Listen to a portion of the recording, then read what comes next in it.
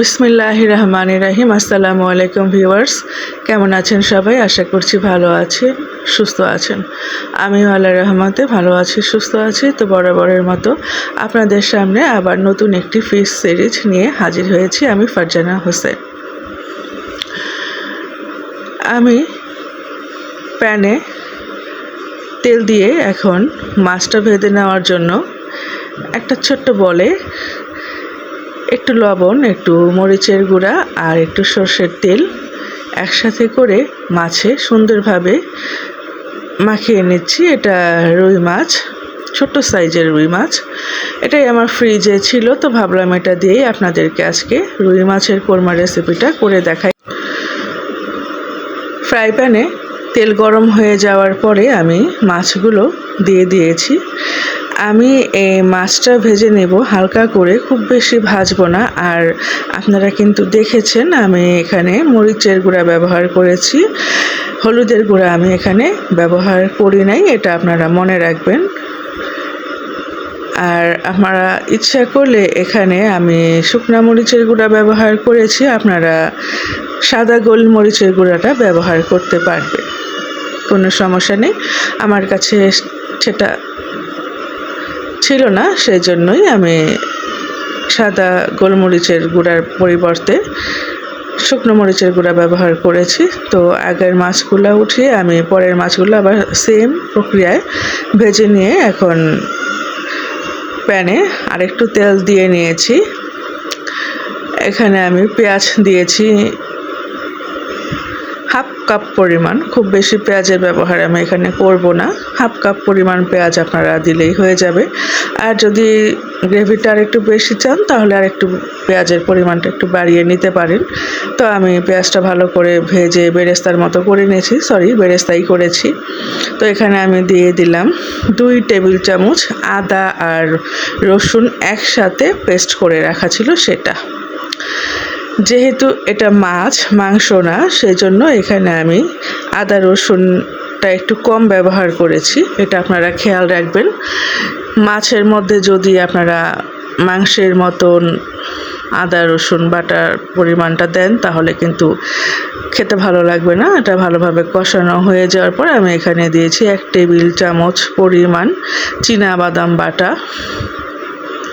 এটাও খুব ভালোভাবে কষিয়ে নেব। আপনারা একটু খেয়াল করবেন, একটা করে মশলা দেবেন আর খুব ভালোভাবে কষিয়ে নেবেন। এটাই হচ্ছে এই রান্নাগুলো ভালো হওয়ার টিপস অ্যান্ড টিপস। খুব ভালোভাবে কষিয়ে নিচ্ছি। আমি এখানে তেলের পরিমাণটা খুব বেশি ইউজ করিনি, খুব পরিমিত তেল ব্যবহার করেছি। এখানে দিয়ে দিচ্ছি জিরার গুঁড়া, ভাজা জিরার গুঁড়া আর একটুখানি স্পেশাল মশলা, এটা খুব অল্প পরিমাণ। আর দিয়ে দিলাম গরম পানি সামান্য, এটা জাস্ট মশলাটাকে খুব ভালোভাবে কষিয়ে নেওয়ার জন্য। তো সেখানেও আমার মশলাটা খুব ভালোভাবে কষিয়ে নেওয়ার পরে একটুখানি গুঁড়া মরিচের গুঁড়া দিয়েছি, মানে শুকনো মরিচের গুঁড়া দিয়েছি। আর দিলাম টক দই, এখানে আমি 125 গ্রামের মতো টক দই দিয়েছি। আবার ভালো করে কষিয়ে নিচ্ছি। দেখুন একদম ক্রিমি একটা ভাব চলে এসেছে মশলার মধ্যে, খুব সুন্দর হয়েছে, ঘ্রাণ খুব ভালো বের হচ্ছে, তেল উঠে এসেছে প্রায়। আমি এখানে এখন আরেকটু কষিয়ে নিয়ে দেখুন আপনাদেরকে দেখাচ্ছি কত সুন্দর ক্রিম হয়েছে, মনে হচ্ছে একদম মাখন। তো এই যে মাছ ভাজা, এগুলোকে আমি এখন এই মশলাটার মধ্যে, এই গ্রেভিটার মধ্যে দিয়ে দিচ্ছি।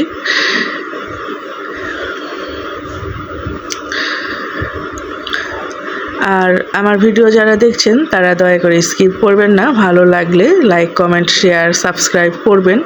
আর নেক্সট ভিডিওতে, নেক্সট রেসিপিতে আপনারা কি দেখতে চান দয়া করে একটু কমেন্টে জানাবেন। আমি আপনাদের পছন্দ মতো রেসিপি করে দেখানোর চেষ্টা করব। আর আমার এই রেসিপিটা যদি আপনারা কেউ বাসায় করে খান তাহলে কেমন হলো সেটাও একটু জানাবেন। দিলাম কাঁচামরিচ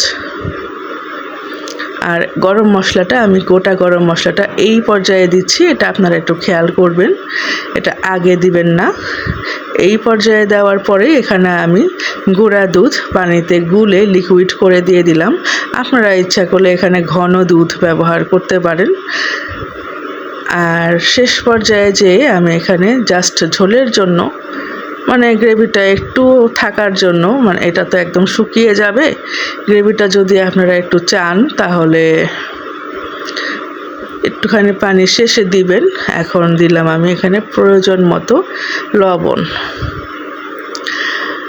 এই যে আমি এই সামান্য পরিমাণ পানি দিচ্ছি, আর দিব না, কারণ আমার খুব বেশি গ্রেভির দরকার নাই। আমি মাঝারি মাপের একটা গ্রেভি এখানে রাখবো। তো আপনারা আপনাদের পছন্দ মতো দিবেন যতটুকু আপনারা গ্রেভি রাখতে চান।